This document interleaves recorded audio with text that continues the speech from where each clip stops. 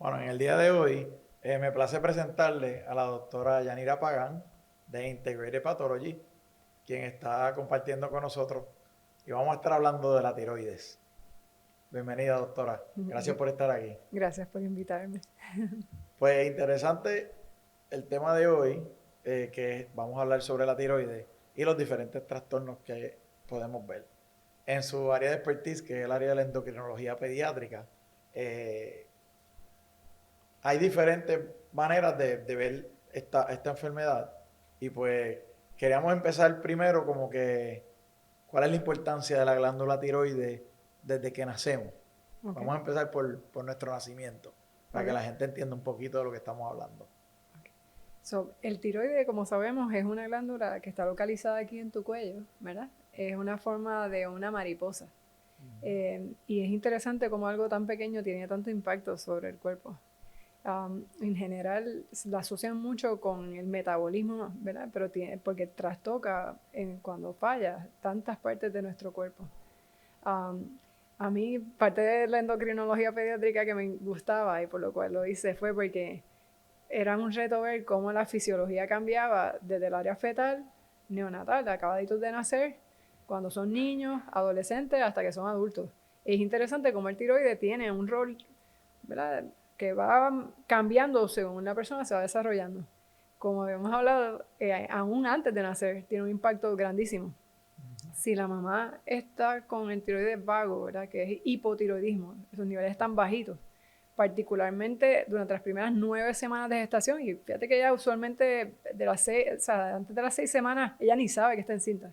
Es claro. Pues obviamente durante las primeras 9 semanas el tiroides del bebecito todavía no se ha formado. Y si ella está carente, pudiese tener un impacto negativo sobre el desarrollo del cerebro del bebé. Eso es bien importante que si hay historial familiar de tiroides o si ella algún momento ha tenido tiroides, que vaya y se chequee antes de tener un bebé, porque es importante. Ya después de las 10 semanas el bebé tiene su propio tiroides y tiende a poder desarrollar, pero es crítico para el neurodesarrollo de esas primeras semanas.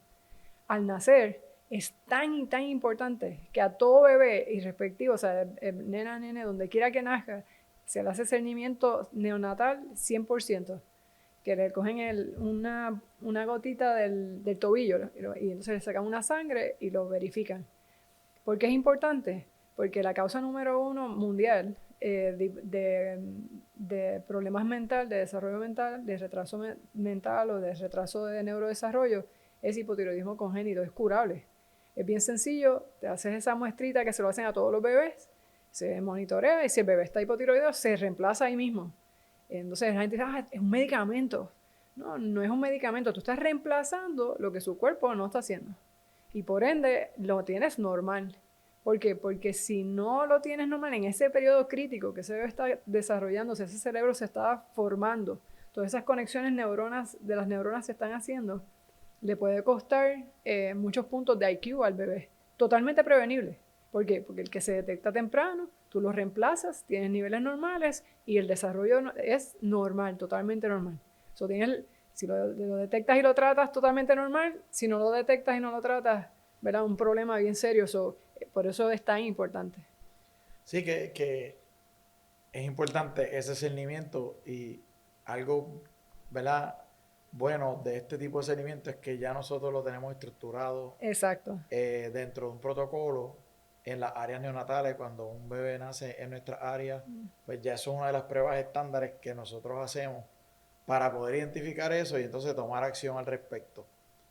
Pero entonces traigo la pregunta, Ajá, ya entonces el bebé nació ajá.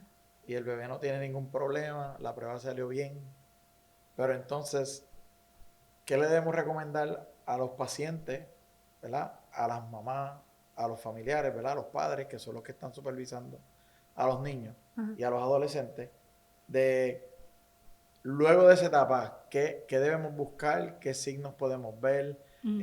¿Cuál debe ser cómo podemos hacer ese seguimiento en diferentes etapas a medida que los niños van creciendo Ujú. sobre esta probabilidad de que el niño desarrolle, ¿verdad?, una enfermedad de tiroides? Pues fíjate, en ese sentido, la Academia Americana de Pediatría lo que dice es que tienes que tener seguimiento todos los años con tu pediatra. ¿verdad? Entonces, uno de los síntomas, por ejemplo, de que tiene un problema de tiroides es cambios súbitos en peso o que tú ves que están creciendo y de repente se caen. O sea, un nene deja de crecer o empieza a crecer más lento. Y eso le sube bandera al pediatra a hacerle monitoreo. Interesantemente, dado a ¿verdad?, la epidemia de obesidad pediátrica que vemos, tenían muchos referidos porque las personas, ¿verdad?, tenían preocupación que si el niño estaba ganando peso, particularmente abruptamente, si fuese una situación de tiroides, ¿verdad?, que el metabolismo estuviera muy bajito o que tuviera hipertiroidismo y eso le aumentara el apetito. Eso nos puede dar pie para, ¿verdad?, podemos repasar cuáles son los síntomas más comunes, ¿no? Uh-huh. Cuando el tiroides está vago, como es el metabolismo que está, piensa lo que está vago, está todo apagado. Pues puede surgir que no crecen bien, que entonces no piensan bien, están cansados todo el tiempo, durmiendo todo el tiempo, les da estreñimiento. O sea, tú le preguntas a los papás y entonces le tienen problemas para ir al baño, etc. En la piel se les torna seca. Yo me acuerdo de un niño que hacía así con la mano y se podía escribir. O sea, el cabello se torna seco, ¿verdad?, como pajoso. Finito y fajoso. La carita, cuando ya es bastante severo, se les hincha un poquito, como un querubín.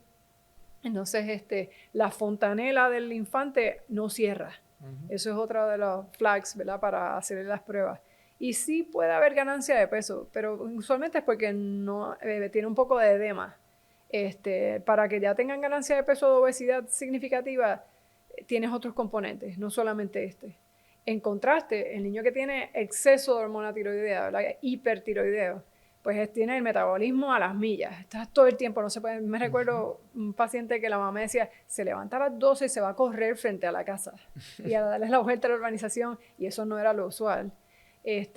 Un hambre insaciable, y todo el mundo piensa que cuando tienes exceso de tiroides tú rebajas, pero a veces no es el caso, porque te da un hambre tan increíble que te quieres abrir la nevera y te quieres comer la nevera. O sea, que sí, tienes más, ¿verdad?, que quemas más las calorías, pero es un hambre insaciable.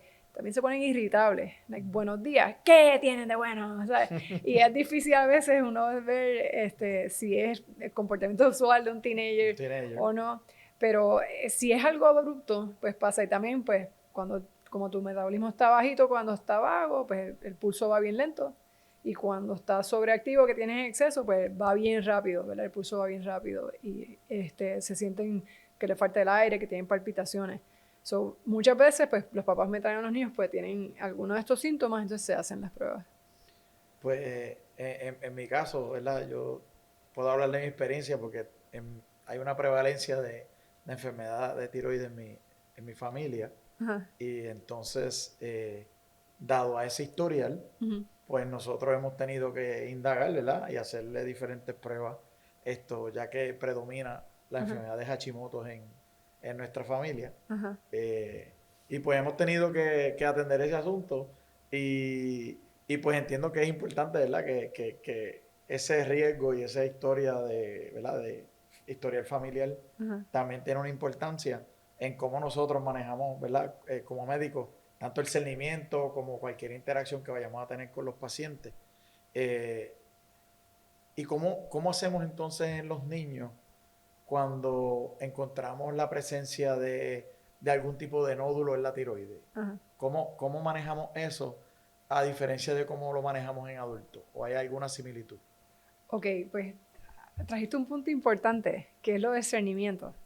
Y pues claro, si uno no tiene historia familiar, o en el caso de nosotros, que en Puerto Rico es tan y tan prevalente, pues uno tiende a ser un poco más proactivo. Uh-huh. Y ahí pues también puedo compartir contigo pues una experiencia. Yo soy endocrinóloga.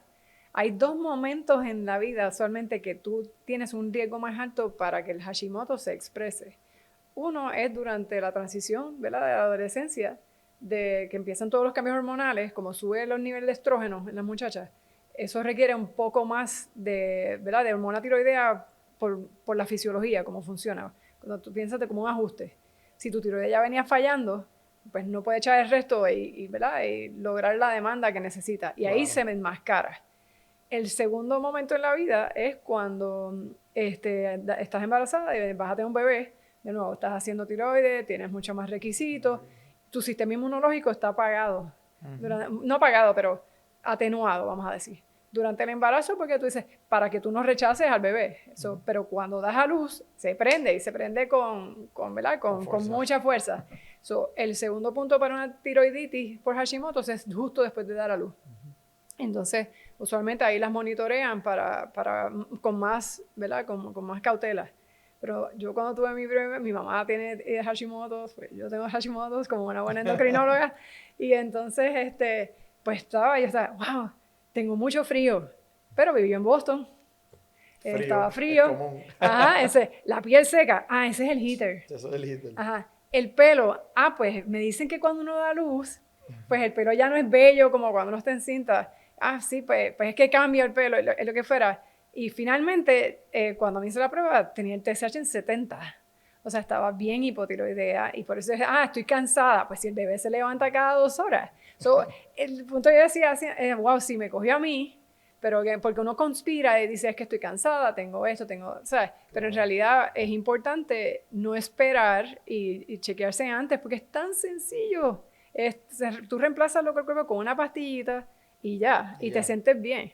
O sea, es que es importante que uno lo tenga en el Intel, ¿verdad? Sí, que es importante que los pacientes sepan y la audiencia que en verdad, con una prueba sencilla de hacer un TSH en diferentes intervalos de tu vida, en unos momentos, ¿verdad? Sí. Que como son importantes, la transición de la adolescencia, pues mira, eso es una etapa importante que como quiera, en la adolescencia hay unos chequeos de rutina que hay que hacer con los pediatras, porque los niños tienen que también hacer su assessment de cómo está su desarrollo de la pubertad y ver en qué estatus están, pues ahí se puede aprovechar eso. Y entonces aquellas que decidan tener un bebé o que van a estar embarazadas y estén planificando eso, importante que se orienten y que sepan que hay que hacer el seguimiento también de la tiroides para estar preparado en caso de que caigas embarazada y no tengas mayores consecuencias. Exacto. Yo creo que esos son puntos bien importantes porque muchas veces, ¿verdad? Embarazo puede ser de sorpresa o el embarazo no puede ser y no todo el mundo se prepara tal vez para esa etapa. Pero es importante que si estás en esa etapa reproductiva que estés planificando, pues que tengas ese detallito que es sumamente importante porque esa hormona, mucha gente dice, bueno, pero ¿por qué la tiroides es tan importante? Pues mira, la tiroides, como bien dijimos ahorita, impacta múltiples funciones de tu cuerpo, múltiples desarrollos, tanto a nivel neuronal y múltiples funciones a nivel metabólicas que nosotros las necesitamos para sobrevivir y para existir y que nos afectan en nuestro diario vivir. Así que el otro tema que había traído era el del nódulo. El del nódulo, correcto. Y lo traigo a colación porque obviamente nosotros como radiólogos hacemos examinaciones de tiroides por ultrasonido y vemos una incidencia, ¿verdad? Y de nódulos de tiroides muy alta en nuestra población en Puerto Rico. Y pues tenemos obviamente nuestros protocolos de cómo manejamos eso. Pero entonces, en la pediatría, ¿cómo hacemos con los niños cuando encontramos un nódulo? Es interesante, como estábamos hablando, que en pediatría la perspectiva es un poquito distinta que en la adultez. Porque tú tienes un niño con un nódulo que es tan raro en la edad pediátrica en contraste con los adultos, tu índice de malicia de que tengo que cuidar que esto no sea un issue es mayor. También este niño, recuerda que tiene 70 años más para que eso cambie y se torne maligno. También hay que echarle un ojo. Por ejemplo, pues cuando se detecta uno, pues yo, ¿verdad? Cuando le hago palpación en el examen de tiroides, es interesante que hay data en los papers, ¿verdad? En toda la literatura médica, que el examen de palpación es muy limitado. La sensibilidad para tú detectar un nódulo es bien bajita. En general, cuando yo tenía un paciente con historial de cáncer de tiroides en la familia, por supuesto, si tienes a alguien que tiene ¿verdad? Un síndrome genético asociado con cáncer de tiroides como MEN, ¿verdad? Multiple Endocrine Neoplasia tipo 2, o entre otros, ese definitivamente lo estoy todo el tiempo. Lo bueno del ultrasonido que le explico a mis pacientes es, no duele, es fácil, no tiene radiación, y el niño, si tú lo coacheas, él coopera, porque no le duele para nada, o sea y por lo tanto, pues lo puedes seguir a largo plazo, en contraste, ¿verdad?, que con otras pruebas que quizás pues son más invasivas, etcétera. Y sé que hay muchos radiólogos que se echan los nenes en el bolsillo, les explican, les enseñan las imágenes y el niño coopera muy bien, sin problema. Y entonces, volviendo, cuando detectas entonces un nódulo, particularmente si es más de 1 centímetro y si tiene características, ¿verdad?, sospechosas, pues ya ahí somos un poco más proactivos para hacer una biopsia por aguja fina. Hablan también de la utilización de pruebas moleculares en cierto tipo de hallazgos que se pueden tratar de hacer, pero si el nódulo está creciendo, si tienen los hallazgos, ¿verdad?, que son sospechosos, tienden a ser un poco más agresivos en recomendar tratamientos quirúrgicos que otros. Hay unos nódulos que son benignos, ¿verdad?, que sencillamente se monitorean y se miran y no hay ningún problema. En la enfermedad de Hashimoto, como saben, la incidencia de nódulos es mucho más alta y muchas veces ese nódulo, según la inflamación va y viene, ese nódulo aparece y desaparece y no lo vas a ver en la próxima. De igual forma, como le explicaba a mis pacientes, muchas veces en Hashimoto, pues sí hay una incidencia un poco más alta que la población en general de cáncer de tiroides, pero aún así es bajita. O sea, que puedes vivir una vida saludable sin ningún issue. Entonces, una vez se identifica una malignidad, pues ya el tratamiento es multifactorial. Y hay gente que también me pregunta, o sea, no me voy a hacer un sonograma, me voy a hacer un thyroid scan de medicina nuclear. No, o sea, eso no está indicado. La prueba de discernimiento es el sonograma de tiroides.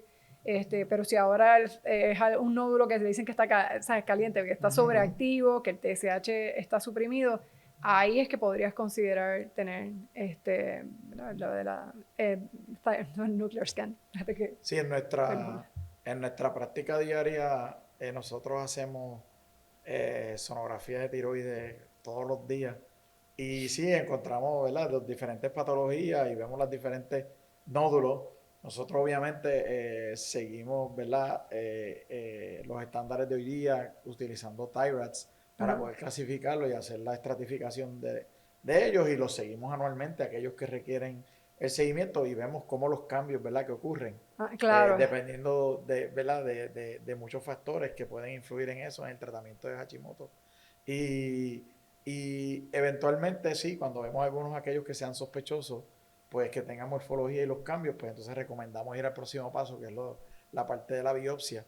Pero yo creo que eso es importante, que el paciente sepa que sonografía de tiroides es la manera menos invasiva, sin radiación, Y es sin dolor. cómodo, es fácil, no duele, simplemente se pone un probe en el cuello y se toman unas imágenes, toma aproximadamente 10-15 minutos hacer un procedimiento de toda la glándula tiroides y a base de ese examen pues podemos encontrar suficiente información, ¿verdad?, para poder brindarle al endocrinólogo de cómo está morfológicamente, ¿no?, esa glándula y qué es lo que estamos viendo para que ustedes puedan correlacionarlo, ¿verdad?, con toda la otra parte clínica que ustedes evalúan en los pacientes.